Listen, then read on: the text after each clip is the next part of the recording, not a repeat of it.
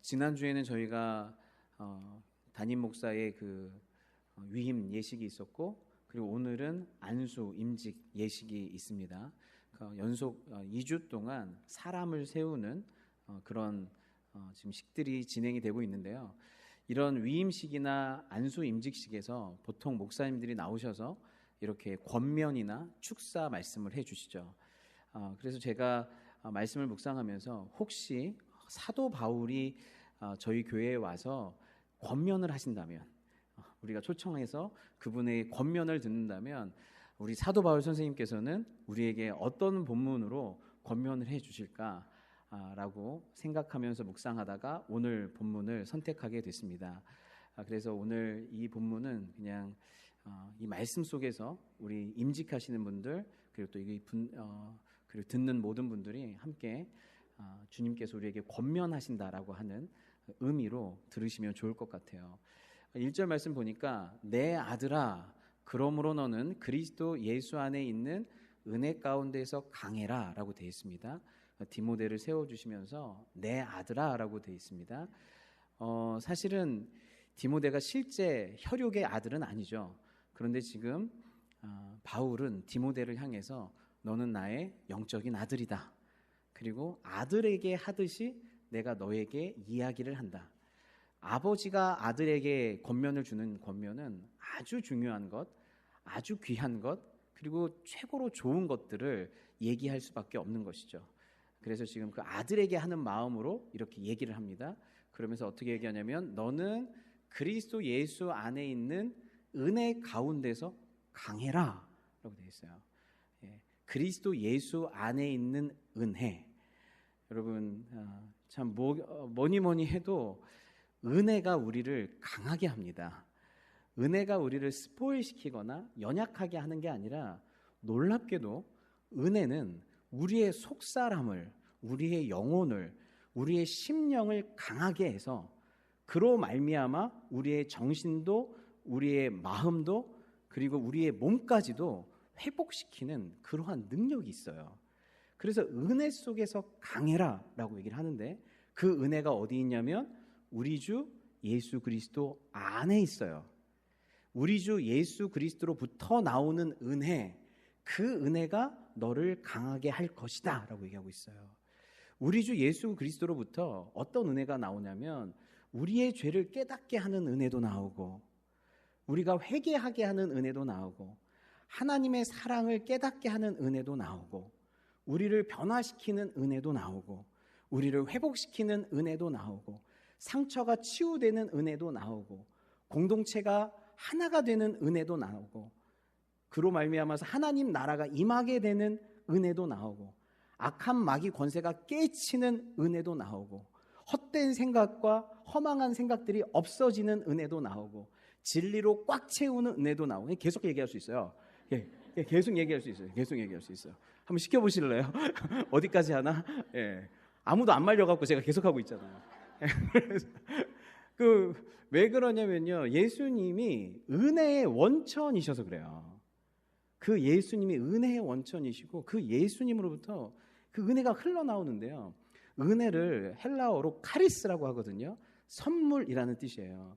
근데 우리가 생각할 때 카리스, 선물은 항상 고정적인 거잖아요. 정적인 거잖아요. 물적인 거잖아요. 제가 선물로 드릴게요 하면 이게 다 물적인 거잖아요. 그런데 성경에서 얘기하는 카리스, 은혜는요, 정적인 게 아니라 움직이는 거예요. 동적인 거예요. 움직이고 흘러가는 거는 흘러가는 것이에요.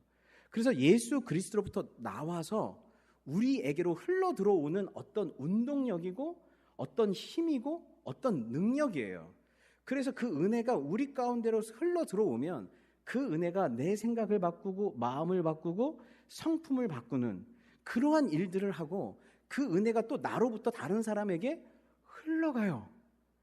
반드시 여러분들이 은혜를 받았다고 하면 그 주변 사람이 덕을 보게 돼 있어요. 여러분이 받은 은혜로 누군가는 용서를 받고, 여러분이 받은 은혜로 누군가는 섬김을 받고, 여러분이 받은 은혜로 누군가는 용납을 받을 거예요. 왜 그러냐면 은혜라고 하는 건 흘러가는 정적인 것이 아니라 운동력이기 때문에 그래요. 그래서 예수 그리스도로부터 너희가 은혜를 받게 되면 그 은혜가 너희 가운데 계속 흘러갈 것이다. 흘러갈 것이다. 그리고 그 은혜가 계속 흘러가게 하라라고 주님께서 말씀하시는 것이죠. 여기에서 우리가 주목해야 될 단어가 강해라라는 말인데, 이 강하라는 말은, 이 헬라어 말은 원래 능력을 주다라는 뜻인데, 능력을 주다라는 이 헬라어 동사를 명령형 수동태로 써요.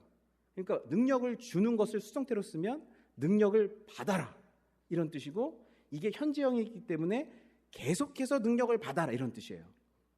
즉 예수 그리스도 안에 있는 은혜로 너희는 계속적으로 능력을 받아라. 그러면 그게 뭐예요? 그게 강하라는 뜻이에요.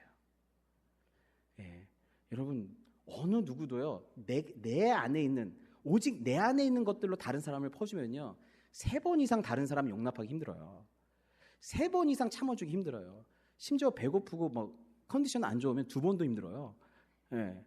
내 안에 있는 것으로 누군가를 사랑하고 용납하고 축복하는 것이요 얼마나 금방 메마르는지 모르겠어요. 축복의 근원 대신, 복의 근원 대신 예수 그리스도의 은혜가 내 가운데 계속 흘러가게 해라. 계속 그 은혜가 너희를 그 능력을 계속 받아라. 은혜로부터 계속적으로 능력을 받아라. 그래야 강인하게 여러분에게 주신 사명들을, 이웃을 사랑하고 하나님을 사랑하고 심지어 원수까지도 사랑하는 그런 사명들을, 은혜를 계속 흐르게 하는 사람들을 통해서 받게 되는 줄 믿습니다. 그래서 내 안에 은혜가 계속 흐르고 있나? 계속 생각해 보셔야 돼요. 잘 안 흐르는 것 같으면요 제일 똑똑한 방법은 은혜가 흐르는 곳으로 가는 거예요. 은혜가 흐르는 곳에 그냥 기가 막히게 거기 앉아 있는 거예요. 제일 똑똑한 사람이에요. 여러분 요즘 아시나요? 요즘 그 어느 교회가 좀 수요 예배, 토 예배 참 은혜롭다고. 이게 무슨 예배만 하면 참 은혜롭다고. 심지어는 막 그 딱딱한 위임 예배도 은혜로웠다고. 그렇죠? 그런 소문이 있잖아요. 똑똑하신 분들은 어떻게 해요? 그 자리에 앉아 있어야 돼요. 내가 은혜를 잘 이렇게 유통 못 시키겠으면 그거를 그 은혜가 계속 흘러가게 해야 돼요. 흘러가게 해야 돼요. 그래서 여러분 우리가 사역에 승리하는 비결은 내 삶 가운데 계속 하나님의 능력을 공급받는 거예요. 능력받고 공급받고 계속 세워지는 것이죠. 그러면서 뭐라고 얘기하냐면 2절에 또 내가 많은 증인 앞에서 내게 들은 바를 충성된 사람에게 부탁해라. 그들이 또 다른 사람을 가르칠 수 있으리라. 제일 중요한 건 다른 건 다 잊어먹어도 되는데 내가 너한테 준 것, 모든 사람 앞에서 너한테 준 것, 그게 뭐예요? 복음 진리예요. 복음 진리. 그걸 어떻게 해요? 다른 사람들한테 부탁하라라고 돼 있어요. 1장 14절에는 우리 안에 거하는 성령으로 말미암아 내게 부탁한 아름다운 것을 지켜라 라고 돼 있어요. 그러니까 이 바울이 디모데에게 준 이 복음 진리는 어떻게 부탁을 한 거냐면 그걸 네가 잘 지키고 보존해야 돼. 그리고 잘 이해해야 돼.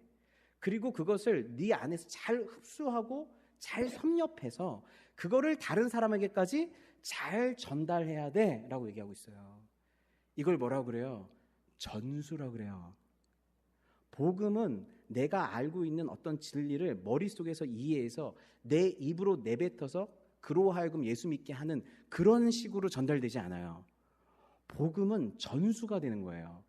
전수라는 건 복음을 내가 잘 이해하고 그 복음질을 잘 내 안에서 간직하고 떨어뜨리면 안 돼요. 예수님이 여러분을 사랑하신다는 사실을, 십자가 복음, 부활의 복음을 떨어뜨리고 다른 거 주워서 담고 있으면 안 돼요. 세상 것들로 다시 여러분을 채우시면 안 돼요. 예수 그리스도의 복음을 잘 간직하시고 복음으로 생각하는 법, 복음으로 세상을 바라보는 것, 복음에 내 인생을 참여시키는 것, 복음을 내면화시키는 것, 그렇게 되면 그 복음을 여러분이 말로 할 수도 있고 보여줄 수도 있어요. 그렇게 해서 그 복음을 다른 사람한테 부탁하는 거예요.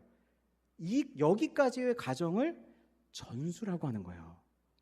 우리는 복음의 그냥 전달자가 아니라 복음의 전수자가 되어야 한다. 바울이 디모데에게 복음을 전수했던 것처럼, 디모데가 충성된 사람들에게 복음을 전수했던 것처럼, 충성된 자들이 또 다른 사람들에게 복음을 전수했던 것처럼 복음을 전수하라는 거예요. 여러분, 여기에는 참 놀라운 신비가 있는데요. 솔직히 우리를 통해서 복음을 전수하는 건 좀 미련해 보일 수도 있어요. 왜냐하면 이 복음이라는 걸 그냥 초자연적인 어떤 능력을 가지고, 기적을 가지고 주님께서 복음을 쫙 펼치시든지, 진짜 갑자기 뭐 프레이즈노 하늘에 갑자기 복음을 쫙 펼쳐내시든지, 아니면 자고 일어났는데 꿈에서 천사가 나타나가지고 복음을 증거해 주든지, 아침에 일어나는데 넌 어떤 천사 만났어? 난 이런 천사 만났어. 그 천사들이 와가지고 복음을 잊어먹을 때마다 막 증거해 주든지, 아니면 어떤 득도를 통해서 그 복음이 딱 깨우쳐지든지. 그런데 주님은 어떻게 복음을 전달하세요? 고린도전서 1장 21절에 보면 어떻게 되어 있냐면, 하나님께서 전도에 미련한 것으로 믿는 자들을 구원하시기를 기뻐하셨다고 그랬어요. 전도에 미련한 것으로 믿는 자들을 구원하시기를. 무슨 뜻이냐면, 내가 복음을 초자연적인 능력이나 천사의 환상이 아니라 너한테 담겠다는 거예요. 네 입술에, 네 마음에, 네 인격에 복음을 심어서 인격이 인격으로 복음을 전달하도록 하겠다는 거예요. 그래서 크리스천리티는 기적이 필요한 게 아니라, 복음에는 기적이 필요한 게 아니라 증인이 필요한 거예요. 제가 복음을 알았습니다. 복음이 내 삶을 바꿨습니다. 복음이 내 삶을 일으켰습니다. 복음이 내 삶 가운데 용서하게 했습니다. 복음이 내 삶 가운데 누군가를 위해서 기도하게 했습니다. 복음이 내 삶 가운데 진짜 삶의 목적을 발견하게 했습니다. 복음이 내 삶 가운데에서 부활의 능력으로 역사하고 있습니다. 정말 우리 주 예수 그리스도가 나의 하나님, 나의 구원자, 나의 왕이십니다 라고 하는 걸 머리로 뿐만 아니라 간직하고 내 삶에 완전히 체득화돼서 인격이 인격을 통해서 복음을 전달하도록. 그래서 주님께서 뭐라고 얘기하시냐면, 같이 한번 읽겠습니다. 시작. 오직 성령이 너희에게 임하시면 너희가 권능을 받고 예루살렘과 온 유대와 사마리아와 땅끝까지 이르러 내 증인이 되리라. 성령이 너에게 임하시면 너희가 권능을 받아서, 그래서 어떻게 해요? 그냥 갑자기 초자연적 기적이 일어나는 게 아니라 내가 너를 증인 삼을 거야. 완전 복음으로 너를 사로잡을 거야. 복음으로 살게 할 거야. 머리로 이해할 뿐만 아니라 복음이 네 삶이 되게 할 거야. 그래서 내가 너를 증인 삼아서 너를 통해 복음이 전수되게 할 거야. 그래서 여러분, 정말 충성된 신실하신 분들이 이번에 임직하시는데, 그분들이 제일 중요한 건 복음의 전수자가 되시기를 바랍니다. 복음이 여러분의 것이 되고 복음을 말할 수 있고 복음을 살아내어서 누군가에게 복음을 전수할 수 있는 복음 전수의 사명을 잘 감당하시기를 바랍니다. 그래서 복음 안에서 강하고, 그리고 복음을 전수해야 하는데, 그때 어떠한 자세로 복음을 전수할 것이냐라고 할 때 사도 바울은 세 가지 이미지를 얘기해요. 그 첫 번째가 군사, 두 번째가 선수, 세 번째가 농부예요. 그것으로부터 배우라고 하는 거예요. 첫 번째는 병사의 자세를 가지래요. 그리스도의 좋은 군사의 자세를 가지는데, 병사로 복무하는 자는 자기 생활에 얽매이는 자가 하나도 없나니 이는 병사로 모집한 자를 기쁘게 하려 함이라. 병사로 모집한 자, 너의 사령관에게 충성해라. 그래서 그 너의 사령관이 기쁨이 될 수 있도록 해라. 너를 부른 자의 기쁨이 되게 해라 라고 말하고 있습니다. 사실 병사 이미지는 그 당시 기독교인들에게 좋은 이미지는 아니죠. 왜냐하면 로마 병사들이 예수님을 잡아다가 고문하고 채찍질하고 십자가에 못 박았잖아요. 근데 그 이유는 왜 그래요? 그들의 주인이 로마 황제이기 때문에 그래요. 그런데 우리의 주인이, 우리의 군 사령관이 우리 주 예수 그리스도라면, 우리는 우리 주 예수께서 원수다라고 얘기하는 것과 싸워야 돼요. 그 사단의 권사와 문화와 정신과 싸워야 돼요. 비진리와 싸워야 돼요. 근데 가장 우리를 부르신 분을 가슴 아프게 하는 건 뭐냐면 같은 편끼리 싸우는 거예요. 같은 편끼리 싸우는 거예요. 아군끼리 싸우는 것이에요. 그게 생각보다요 굉장히 심각한 일입니다. 여러분, 그 기드온의 300용사 아시죠? 300명이요 13만 5천 명의 미디안 군사를 이겼어요. 300명이 13만 5천 명의 미디안 군사를 이기려면 1대 450으로 싸워야 돼요. 그러면 그냥 그들이 열중셔 하고 있을 때 그 사람들을 쳐도 한 사람이 치다 자기가 지쳐 죽을지도 몰라요. 1대 450이란 말이죠. 그런데 기드온 300용사가 그들이 이겼어요. 어떻게 이겼나 보겠습니다. 19절에 기드온과 그가 거느리는 군사 100명이 적진의 끝에 다다른 것은 미디안 군대의 보초가 교대를 막 끝낸 한밤중이었다. 그들은 나팔을 불며 손에 든 항아리를 깨트렸다. 세 부대가 모두 나팔을 불며 단지를 깨고 왼손에는 횃불을 들고 오른손에는 나팔을 들고 불면서 주님의 칼이다, 기드온의 칼이다 하고. 실제로 칼을 가졌나요? 안 가졌어요. 예. 빈 항아리를 깨고요. 왼손에는 횃불, 오른손에 나팔이에요. 횃불과 나팔을 들고 빈 항아리를 깼어요. 칼이 없었어요.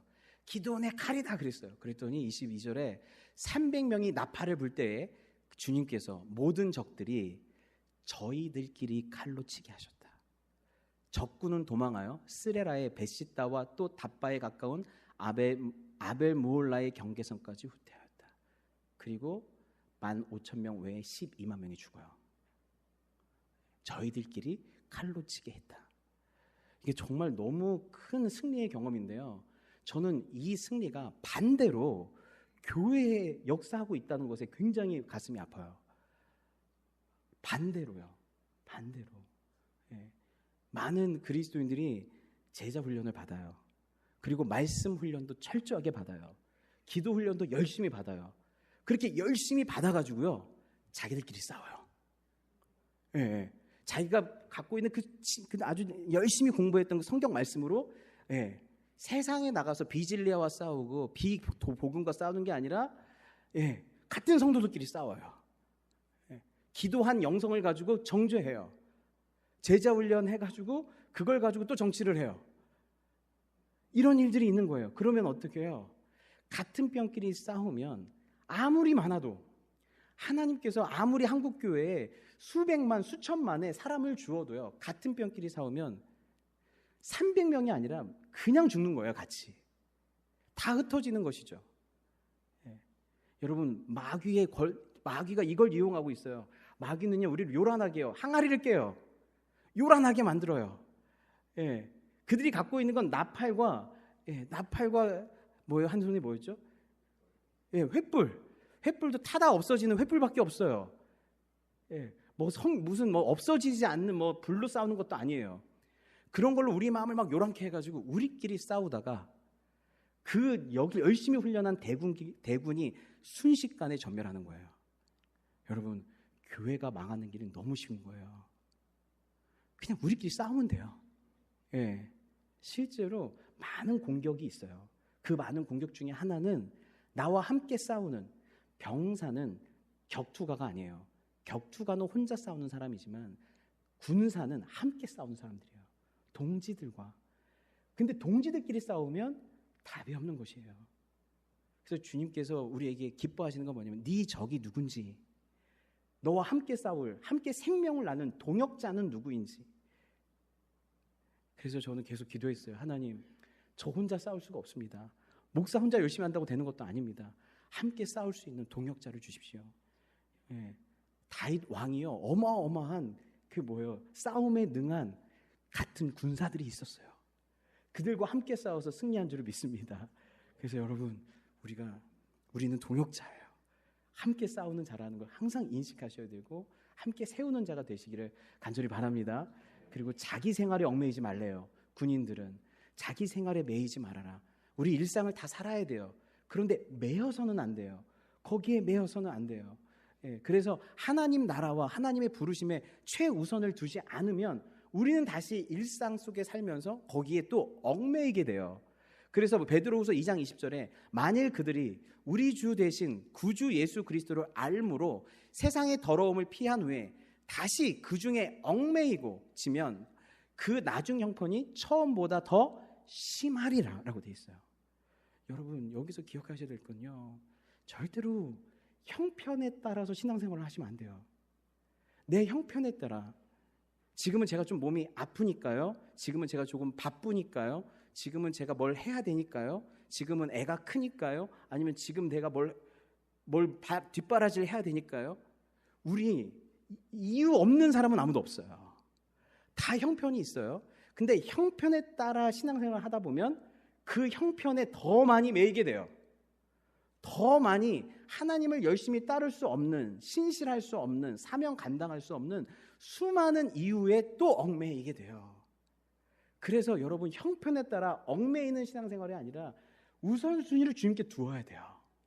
먼저 그의 나라와 의를 구하셔야 돼요. 그리고 거기에 여러분 자신을 들이셔야 돼요. 그래서 주님의 꿈이 이루어지도록, 주님의 드림은 여러분의 드림을 통해서 일어나는 거예요.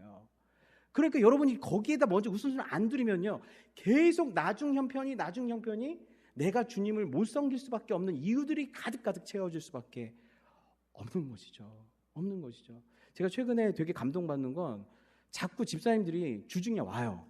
어떤 분은 2번도 오고 3번도 와요. 그래서 가끔 혹시 잘리셨나요? 혹시 개인 사업으로 바꾸셨나요?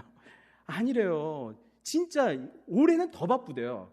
올해 더 바쁜데 올해 더 많이 와요, 저희 교회에. 그래서 어떻게 좀 그래도 먹고 사셔야죠. 예. 근데 자꾸 교회에 와서 살피시는 거예요. 봤더니 정말 자기 일 더 바빠졌는데 더 열심히 해. 새벽에 일어나서 해. 운동도 막 새벽에 일어나서 해. 그리고 뭐예요? 내 우선순위, 내가 내 형편에 주님 섬기는 게 매이지 않도록 먼저 더 열심히 하시고, 그 다음에 중요한 시간마다 오셔갖고 자기 사명을 감당하시는 거예요. 너무너무 제가 보면서 감동해요. 여러분, 신앙생활은 그런 것이에요. 워십이라고 하는 건 내 인생의 최고의 가치가 당신에게 있습니다를 표현하는 것이 오늘의 워십이에요. 올해 일요일에 만났으니까 다음 주 일요일에 만나겠습니다. 이게 아니에요. 예. 내 인생의 최고의 가치는 당신이고, 이번 한 주 내내 내 인생의 최고의 가치가 당신이시다라는 걸 고백하는 게 워십이에요. 예. 그걸 표현하는 자들이 임직자들인 줄 믿습니다. 예. 생활에 매이는 것이 아니죠. 그리고 나서 뭐라고 얘기하냐면, 경기하는 자가 법대로 경기하지 아니하면 승리자의 관을 얻지 못할 것이다라고 돼 있어요. 법대로 경기해야 된다. 근데요, 여기에 있는 법은 그냥 규칙을 얘기하는 게 아니에요. 당시 고대에 이 경기하는 자, 선수들의 법이 있었는데, 그게 뭐냐면, 그 당시에도 올림픽이 있었거든요. 근데 그 선서 중에 하나가 뭐냐면, 내가 10개월 이상 오늘 이 경기를 위해 최선을 다해 훈련했습니다. 이걸 선언해야 돼요. 근데 그렇지 못하면 경기를 못 나가요. 벌금을 맞고 채찍에 맞을 수도 있어요. 그러니까 법대로 경기하라는 건 규정을 지키라는 말도 있지만, 그 당시에 법대로 경기하라는 건 선수의 가장 중요한 법은, 규칙은 훈련하는 것이다라는 거예요. 훈련하는 것이다. 그래서 여러분들이 완벽해서 쓰임 받는 건 아니죠. 저도 마찬가지고. 근데 이 모든 과정이 또 어떤 과정이에요? 준비된 걸 쓰는 거지만 어떤 거냐면 우리가 준비되는 과정, 훈련되는 과정인 줄을 믿습니다. 그래서 하나님께 부름받은 자는 경기하는 자예요. 훈련하는 자예요. 내 인격과 내 실력과 섬기는 것과 듣는 것과 다른 사람에게 격려하는 것과 내 분야에 대해서 잘 섬기는 것에 대해서 훈련하는 것. 그렇게 훈련해라, 이렇게 얘기하고 있죠. 그래서 사도 바울이 뭐라고 얘기하냐면, 운동장에서 다름질하는 자들이 다 달릴지라도 오직 상을 받는 사람은 한 사람인 줄 너희가 알지 못하느냐? 너희도 상을 받도록 이와 같이 다름질하래요. 마치 한 사람만 상을 받는 것처럼 그렇게 뛰면 안 되겠냐? 왜 그럴까요? 사도 바울도 느낀 거예요. 복음이 그렇게 소중하다고 생각하고 복음이 그렇게 귀하다라고 생각하면서도 마치 뭐예요? 이 복음이 하찮은 것처럼 여기면서 대충 뛰는 거예요. 그래서 25절에 이기기를 다투는 자마다 모든 일에 절제하나니 그들은 썩을 승리자의 관을 얻고자 하되 우리는 썩지 아니할 것을 얻고자 하노라. 썩지 아니할 영원할 관을 위해서 달리는데, 그냥 4년이면 아니면 10년이면 없어질 그 올림픽의 왕관을 위해서 그렇게 열심히 달리는데, 영원한 생명의 면류관을 위해서 달리는 여러분, 최선을 다해야 되지 않겠습니까? 대충 달리지면 안 되지 않겠습니까? 예?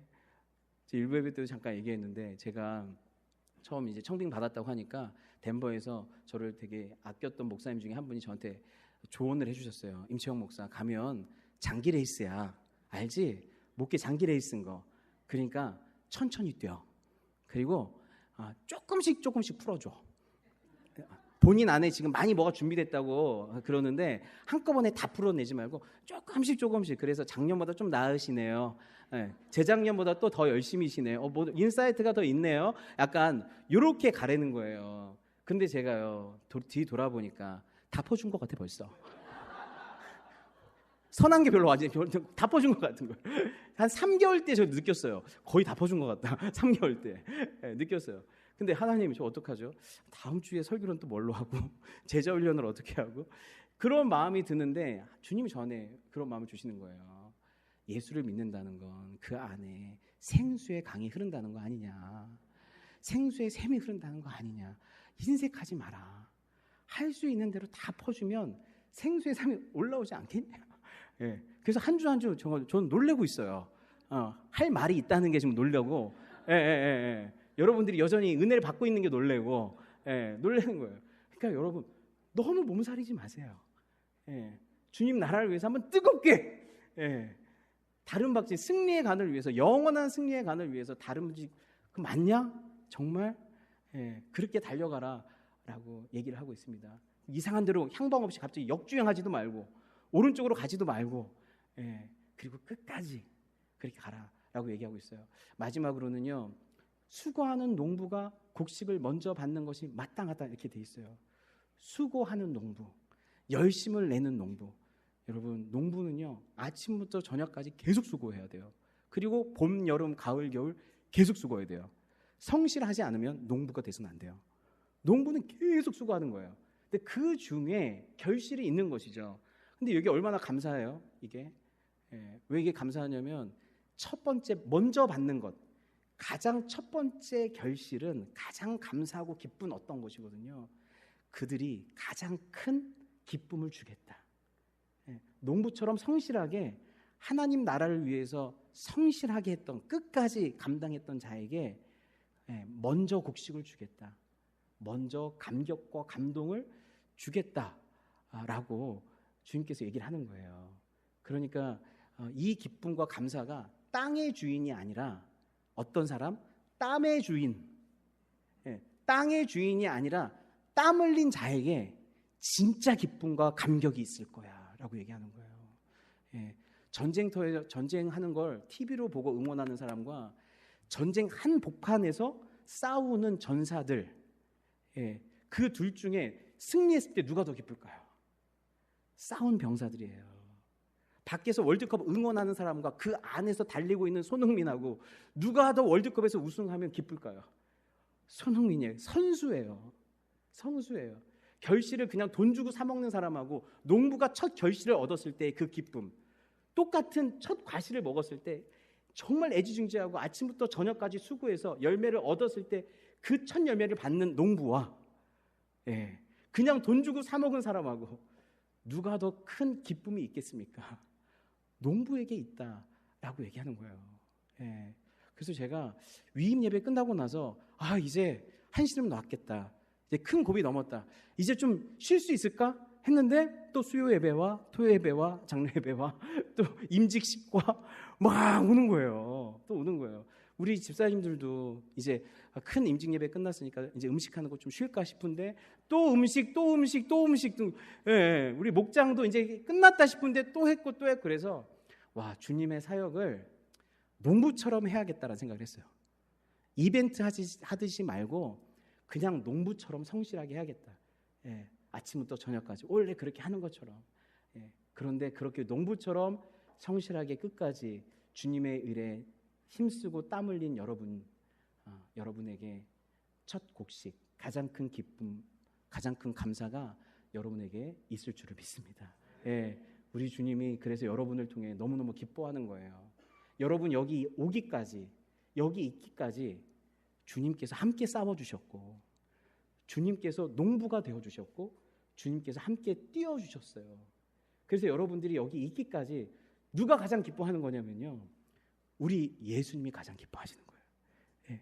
주님이 여기까지 키워주셨고 함께 달려주셨고 함께 싸워주셔서 여러분이 오늘의 열매가 있는 줄 믿습니다. 여러분 충실한 그 열매를 또 다음 세대까지 잘 전하시는 저와 여러분 됐으면 좋겠습니다. 기도하겠습니다.